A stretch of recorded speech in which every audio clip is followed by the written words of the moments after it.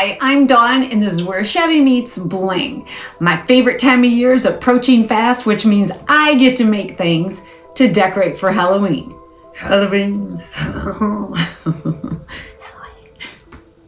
You are watching Kinda Corny, and I would like to thank our hosts for tonight's Corny collab. That would be Tracy of Tracy Vanover Designs and Morena from Morena's Corner Crafts. You're going to find the links to their channels and this playlist in my description box below. So since we're talking candy corn, this is all about candy corn, right? So I am going to start out by making a jumbo candy corn out of this piece of styrofoam.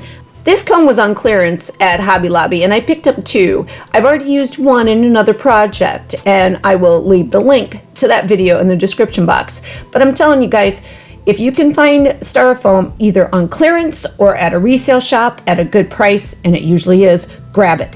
It has so many purposes. Because right now, I'm gonna make a big old candy corn out of this sucker. I'm gonna carve it down to the size I want, and then I'm gonna shape it. It has to have a traditional candy corn shape, which means I need to slice it. I need to make a wedge straight down the middle now so that it's uniform on both sides. Now that I have my wedge all carved up, now I need to actually get the shape of a candy corn. And we all know what that looks like.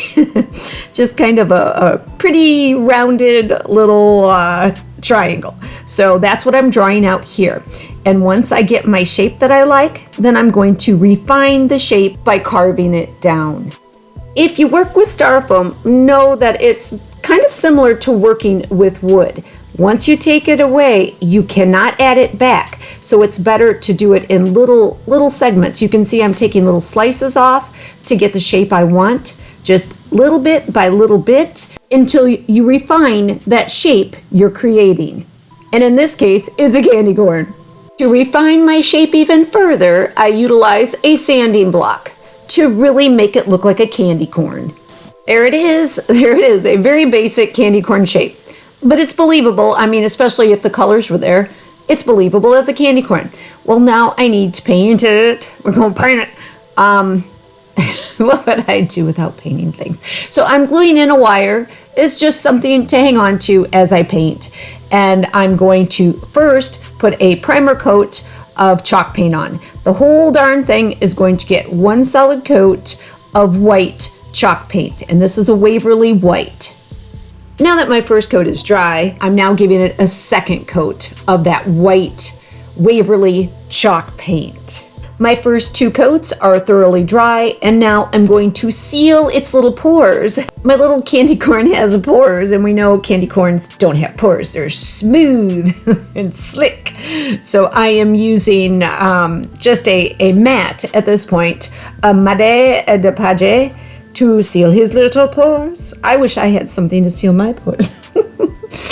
I'm using up all of my old Mod Podge first because I don't like to waste anything, and then I'm moving on to my big old brand new jar, and then I'm going to continue to Mod Podge the heck out of his entire head.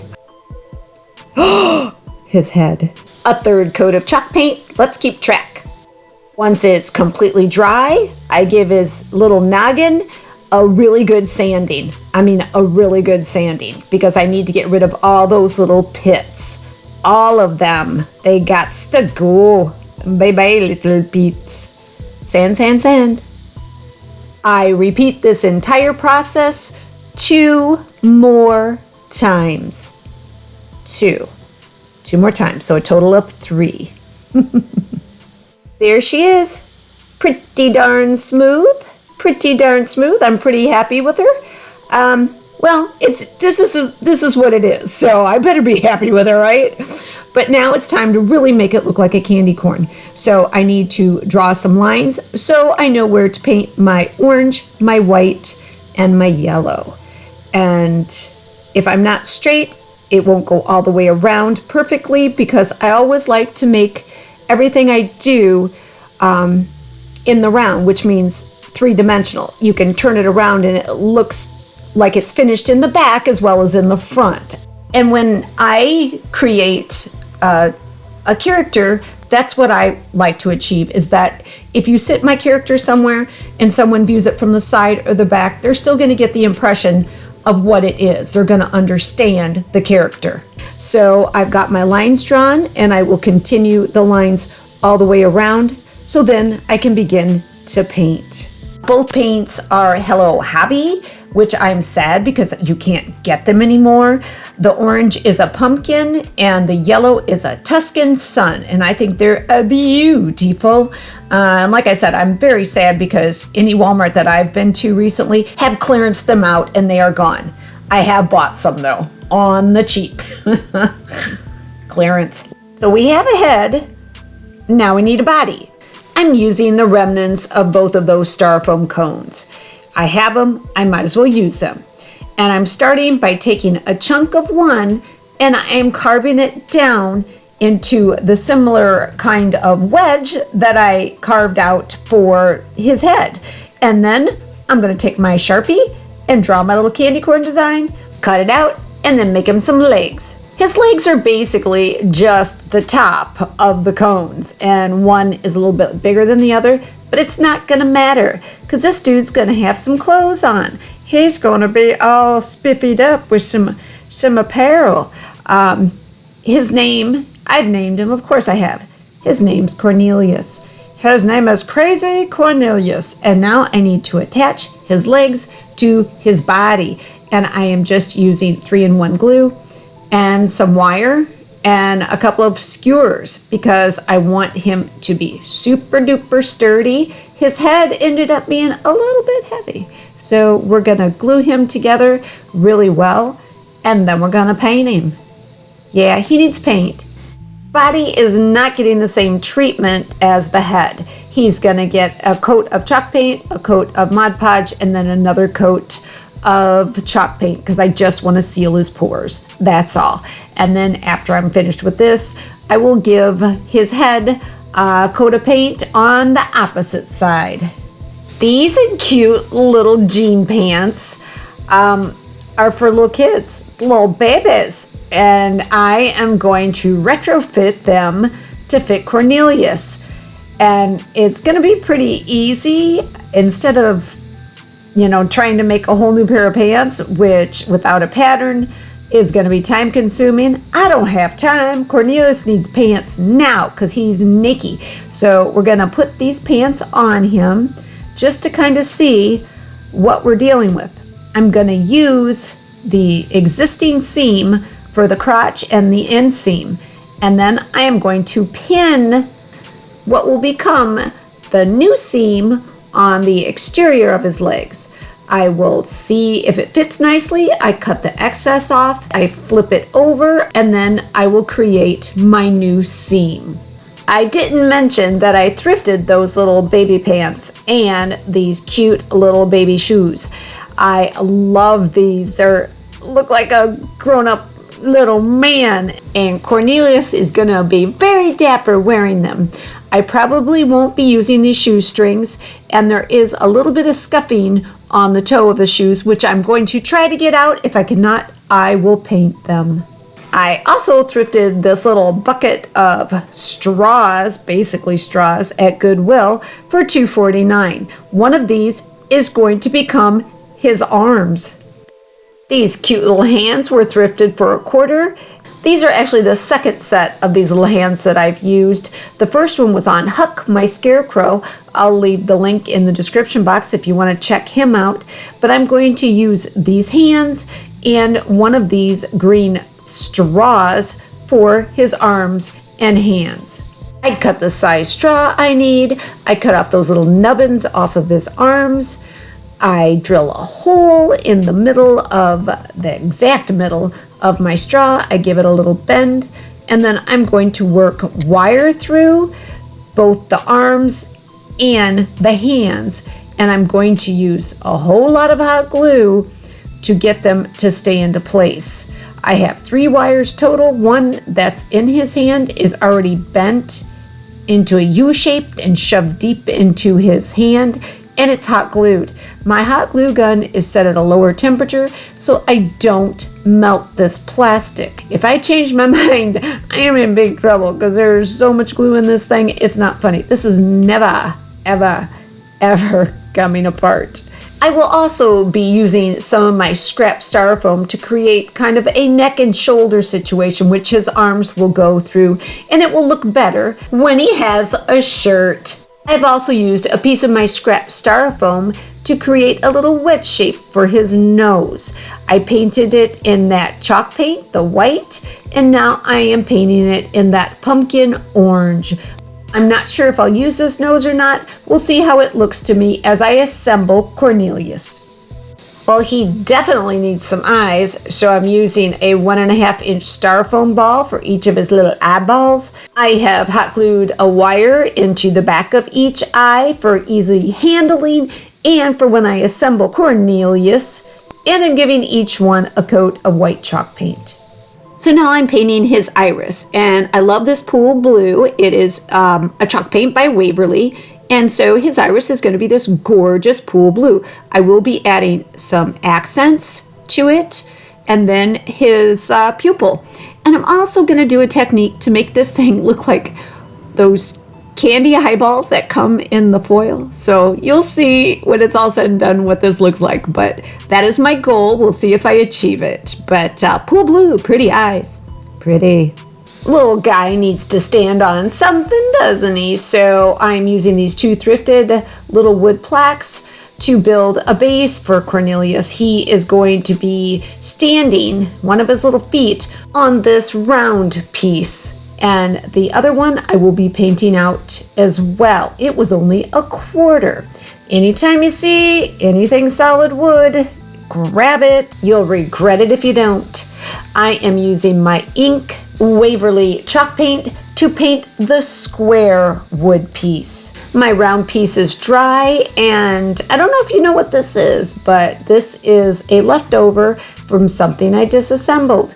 It was a little Lazy Susan.